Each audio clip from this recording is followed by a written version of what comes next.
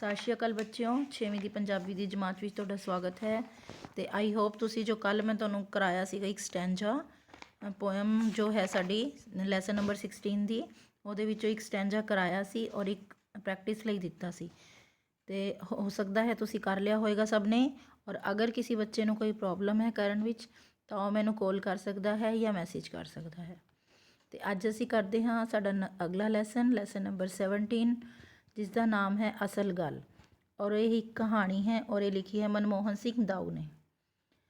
ਇਸ ਕਹਾਣੀ ਦੇ ਵਿੱਚ ਕਹਾਣੀਕਾਰ ਨੇ ਪਿੰਡ ਦੀ ਸੱਥ ਵਿੱਚ ਹੁੰਦੀ ਖੁੰਡ ਚਰਚਾ ਦਾ ਜ਼ਿਕਰ ਕੀਤਾ ਹੈ। ਸੱਥ ਹੁੰਦੀ ਹੈ ਪਿੰਡ ਦੀ ਖੁੱਲ੍ਹੀ ਥਾਂ, ਜਿੱਥੇ ਕੀ ਨੇ ਬੁੱਢੇ ਬਜ਼ੁਰਗ ਪਿੰਡ ਦੇ ਇਕੱਠੇ ਹੋ ਕੇ ਬੈਠਦੇ ਨੇ, ਗੱਲਾਂ ਬਾਤਾਂ ਕਰਦੇ ਨੇ। ਔਰ ਖੁੰਡ ਚਰਚਾ ਹੁੰਦੀ ਹੈ ਕੋਈ ਵੱਡੇ ਕੰਮ 'ਤੇ ਚਰਚਾ, ਮੋਟੇ ਕੰਮ ਦੀ ਚਰਚਾ, ਜਿਵੇਂ ਜੋ ਕਿ ਸਭ ਦੀ ਸਾਂਝੀ ਹੋਵੇ, ਕਾਮਨ ਗੱਲ ਹੋਵੇ, ਉਸ ਦੇ ਉੱਪਰ ਚਰਚਾ, ਉਸਨੂੰ ਅਸੀਂ ਕਹਿੰਦੇ ਹਾਂ ਖੁੰਡ ਚਰਚਾ।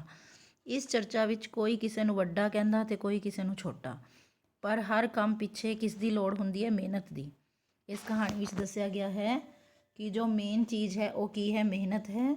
ਔਰ ਇਸ ਚਰਚਾ ਦਾ ਨਤੀਜਾ ਜੋ ਸੀ ਇਹੀ ਨਿਕਲਿਆ ਸੀ ਕਿ ਹਰ ਕੰਮ ਦੇ ਪਿੱਛੇ ਮਿਹਨਤ ਦੀ ਜ਼ਰੂਰਤ ਹੈ ਔਰ ਇਹੀ ਅਸਲ ਗੱਲ ਹੈ। ਇਸੇ ਕਰਕੇ ਹੀ ਇਸ ਕਹਾਣੀ ਦਾ ਨਾਮ ਰੱਖਿਆ ਗਿਆ ਹੈ ਅਸਲ ਗੱਲ। ਆਓ ਅਸੀਂ ਕਹਾਣੀ ਪੜ੍ਹਦੇ ਹਾਂ। ਇੱਕ ਵਾਰ ਦੀ ਗੱਲ ਹੈ, ਪਿੰਡ ਦੀ ਸੱਥ ਵਿੱਚ ਕੁਝ ਲੋਕ ਬੈਠੇ ਸਨ। ਆਥਣ ਵੇਲਾ ਸੀ। ਆਥਣ ਵੇਲਾ ਮਤਲਬ ਸ਼ਾਮ ਦਾ ਵੇਲਾ। ਮੱਠੀ ਮੱਠੀ ਸਰਦੀ ਦਾ ਮੌਸਮ ਸੀ, ਯਾਨੀ ਥੋੜ੍ਹੀ ਥੋੜ੍ਹੀ ਸਰਦੀ ਸੀ। ਹਰ ਰੋਜ਼ ਵਾਂਗ ਸੱਥ 'ਚ ਜੁੜੇ ਲੋਕ ਗੱਲਾਂ ਕਰਨ ਦਾ ਸਵਾਦ ਲੈ ਰਹੇ ਸਨ। ਅੱਜ ਦੀ ਜੁੰਡਲੀ ਵਿੱਚ ਬੁੱਢੇ, ਅੱਧਖੜ ਤੇ ਨੌਜਵਾਨ ਸ਼ਾਮਿਲ ਸਨ। ਜੁੰਡਲੀ ਦਾ ਮਤਲਬ ਹੁੰਦਾ ਮਹਿਫਿਲ। ਜੋ ਅੱਜ ਉਹਨਾਂ ਦੀ ਮਹਿਫਿਲ ਲੱਗੀ ਸੀ ਸੱਥ ਦੇ ਵਿੱਚ, ਉਹਦੇ ਵਿੱਚ ਸਾਰੀ ਉਮਰ ਦੇ ਲੋਕ ਸ਼ਾਮਿਲ ਸਨ। ਬੁੱਢੇ ਵੀ ਸਨ, ਅੱਧਖੜ ਯਾਨੀ ਕਿ ਵਿਚਾਲੀ ਉਮਰ, ਨਾ ਜਵਾਨ ਨਾ ਬੁੱਢੇ, ਔਰ ਨੌਜਵਾਨ ਜੋ ਜਵਾਨ ਹੁੰਦੇ ਨੇ। ਗੱਲਾਂ 'ਚੋਂ ਗੱਲ ਤੁਰਦੀ ਤੁਰਦੀ ਇਸ ਨੁਕਤੇ 'ਤੇ ਆ ਗਈ ਕਿ ਸ੍ਰਿਸ਼ਟੀ ਦਾ ਕੰਮ ਕਿਵੇਂ ਚੱਲਦਾ ਹੈ। ਸ੍ਰਿਸ਼ਟੀ ਯਾਨੀ ਸੰਸਾਰ ਦਾ। ਐਡੇ ਵੱਡੇ ਸੰਸਾਰ ਵਿੱਚ ਕਿੰਨੇ ਲੋਕ ਰਹਿੰਦੇ ਹਨ?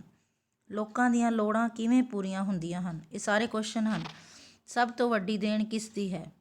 ਕਿਸ ਦੇ ਸਹਾਰੇ ਸੰਸਾਰ ਦਾ ਨਿਰਵਾਹ ਹੁੰਦਾ ਹੈ? ਨਿਰਵਾਹ ਮਤਲਬ ਗੁਜ਼ਾਰਾ।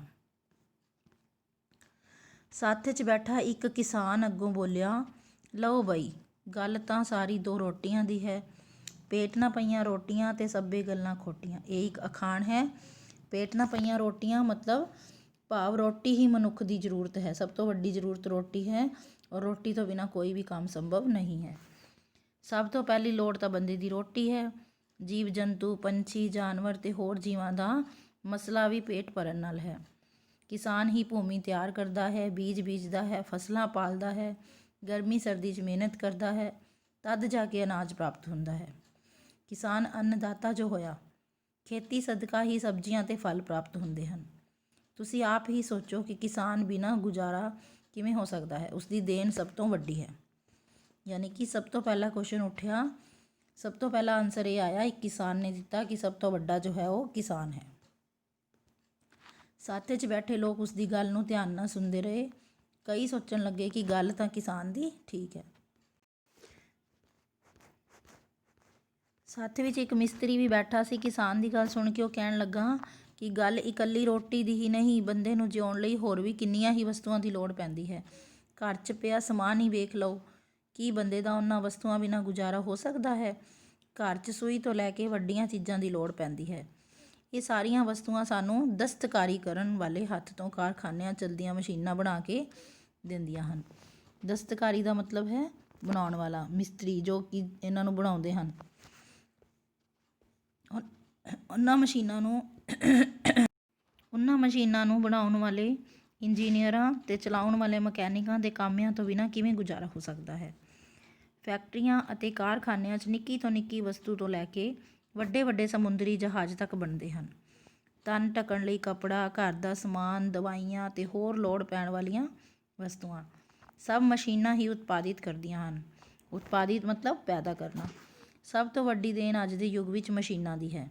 ਉਹਨਾਂ ਦੇ ਚੱਲਣ ਨਾਲ ਹੀ ਸਾਡੇ ਜੀਵਨ ਦੀ ਤੋੜ ਤੁਰਦੀ ਹੈ, ਯਾਨੀ ਗੁਜ਼ਾਰਾ ਹੁੰਦਾ ਹੈ। ਇਸ ਪੈਰੇ ਦਾ ਮਤਲਬ ਹੋਇਆ ਕਿ ਮਿਸਤਰੀ ਨੇ ਆਪਣੇ ਆਪ ਨੂੰ ਵੱਡਾ ਦੱਸਿਆ। ਹਾਂ ਬਈ, ਗੱਲ ਤਾਂ ਕਰਮ ਸਿਓ ਮਿਸਤਰੀ ਦੀ ਠੀਕ ਹੈ, ਵਿੱਚੋਂ ਇੱਕ ਜਣਾ ਬੋਲਿਆ। ਸੱਥ 'ਚ ਬੈਠੇ ਲੋਕਾਂ 'ਚੋਂ ਬਿਜਲੀ ਮਹਿਕਮੇ ਦਾ ਇੱਕ ਲਾਈਨਮੈਨ ਅੱਗੋਂ ਬੋਲ ਉੱਠਿਆ, ਹੁਣ ਪੁਰਾਣੇ ਜ਼ਮਾਨੇ ਨਹੀਂ ਰਹੇ। ਕਦੇ ਕੋਲੇ ਨਾਲ ਮਸ਼ੀਨਾਂ ਚੱਲਦੀਆਂ ਸਨ, ਫਿਰ ਤੇਲ ਤੇ ਪੈਟਰੋਲ ਦੀ ਸ਼ਕਤੀ ਆਈ, ਹੋਰ ਤਰੱਕੀ ਹੋਈ ਤਾਂ ਮਨੁੱਖ ਨੇ ਬਿਜਲੀ ਦੀ ਕਾਢ ਕੱਢ ਲਈ। ਹੁਣ ਆਪ ਹੀ ਦੱਸੋ ਕਿਹੜੀ ਮਸ਼ੀਨ ਹੈ ਜੋ ਬਿਜਲੀ ਨਾਲ ਨਹੀਂ ਚੱਲਦੀ? ਦੁੱਧ ਰਿੜਕਣ ਵਾਲੀ ਮਸ਼ੀਨ, ਕੱਪੜੇ ਧੋਣ ਵਾਲੀ ਮਸ਼ੀਨ, ਘਰ 'ਚ ਚੀਜ਼ਾਂ ਠੰਡੀਆਂ ਰੱਖਣ ਵਾਲੀ ਫਰਿੱਜ ਅਤੇ ਕਿੰਨੀਆਂ ਹੀ ਹੋਰ ਚੀਜ਼ਾਂ।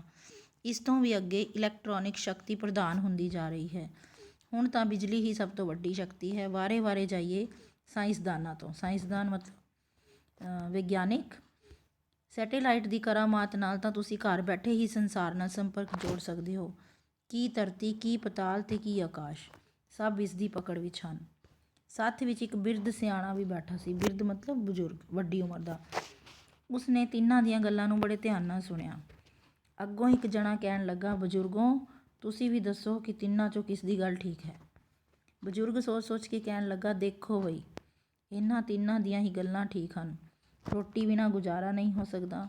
ਮਸ਼ੀਨਾਂ ਨੇ ਬੰਦੇ ਜੀਵਨ ਨੂੰ ਸੌਖਾ ਬਣਾ ਦਿੱਤਾ ਹੈ। ਬਿਜਲੀ ਬਿਨਾਂ ਹੁਣ ਗੁਜ਼ਾਰਾ ਹੀ ਮੁਸ਼ਕਿਲ ਹੋ ਗਿਆ ਹੈ। ਇਹ ਤਾਂ ਚੱਲਣ ਦੀ ਸ਼ਕਤੀ ਹੈ। ਪਰ ਵੇਖਣ ਵਾਲੀ ਗੱਲ ਇਹ ਹੈ ਕਿ ਇਹਨਾਂ ਤਿੰਨਾਂ ਦੀਆਂ ਗੱਲਾਂ ਪਿੱਛੇ ਮਨੁੱਖ ਦੇ ਕੰਮ ਕਰਨ ਦੀ ਭਾਵਨਾ ਲੁਕੀ ਹੋਈ ਹੈ। ਲੁਕੀ ਮਤਲਬ ਛਿਪੀ ਹੋਈ ਹੈ। ਮਿਹਨਤ ਬਿਨਾਂ ਕੁਝ ਵੀ ਨਹੀਂ ਹੋ ਸਕਦਾ। ਨਾ ਖੇਤ ਵਿੱਚ ਫਸਲ, ਨਾ ਮਸ਼ੀਨ ਰਾਹੀਂ ਕੋਈ ਚੀਜ਼ ਬਣ ਸਕਦੀ ਹੈ ਤੇ ਨਾ ਹੀ ਬਿਜਲੀ ਪੈਦਾ ਹੋ ਸਕਦੀ ਹੈ। ਮਨੁੱਖ ਦੀ ਚੇਤਨਾ ਨੇ ਹੀ ਸਭ ਕੁਝ ਸਿਰਜਿਆ ਹੈ। ਚੇਤਨਾ ਮਤਲਬ ਉਸਦੇ ਦਿਮਾਗ ਨੇ ਹੀ, ਉਸਦੀ ਗਿਆਨ ਨੇ ਹੀ ਸਭ ਕੁਝ ਉਪਜਾਇਆ ਹੈ, ਬਣਾਇਆ ਹੈ। ਬਜ਼ੁਰਗ ਦੀਆਂ ਗੱਲਾਂ ਨੂੰ ਸਭ ਚੁਕੰਨੇ ਹੋ ਕੇ ਸੁਣਦੇ ਰਹੇ। ਚੁਕੰਨੇ ਹੋ ਕੇ ਮਤਲਬ ਧਿਆਨ ਨਾਲ ਸੁਣਦੇ ਰਹੇ। ਬਜ਼ੁਰਗ ਨੇ ਆਪਣੀ ਗੱਲ ਤੋਰੀ ਰੱਖੀ, ਯਾਨੀ ਅੱਗੇ ਜਾਰੀ ਰੱਖੀ। ਅਸਲ ਗੱਲ ਹੈ ਮਨੁੱਖ ਦੀ ਸੋਚਣ ਸ਼ਕਤੀ, ਲਗਨ, ਰੁਚੀ ਤੇ ਸਫਲਤਾ ਪ੍ਰਾਪਤ ਕਰਨ ਲਈ ਮਿਹਨਤ ਦਾ ਸ਼ੌਕ। ਸੱਚ ਜਾਣਿਓ, ਸ੍ਰਿਸ਼ਟੀ ਦੀ ਗਤੀ ਦਾ ਭੇਦ ਹੀ ਇਸ ਵਿੱਚ ਲੁਕਿਆ ਹੋਇਆ ਹੈ। ਆਦਿ ਕਾਲ ਤੋਂ ਮਨੁੱਖ ਇਸੇ ਜਿਉਣ ਦੀ ਲੋਚਾ ਸਦਕਾ ਅੱਗੇ ਪੁਲਾਂਘਾਂ ਪੁੱਟਦਾ ਜਾ ਰਿਹਾ ਹੈ। ਪੁਲਾਂਘਾਂ ਪੁੱਟਣਾ ਮਤਲਬ ਤਰੱਕੀ ਕਰਦਾ ਜਾ ਰਿਹਾ ਹੈ।